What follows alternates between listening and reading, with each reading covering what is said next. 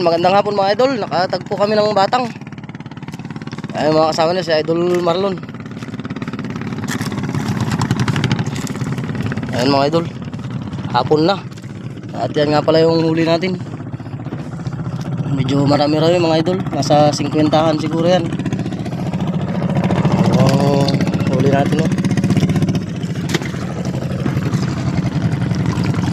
Thank you Lord sa panibagong blessing sa araw na ito. Mga idol, pauwi na kami.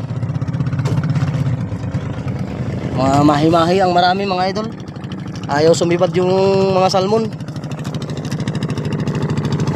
Ano, makalaking batang, puro sisi.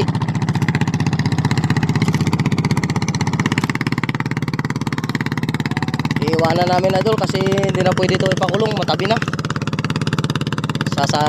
Sasabit na sa bahura yung kanilang lambat. Ayan mga idol, salamat sa inyong panonood. Magandang hapon.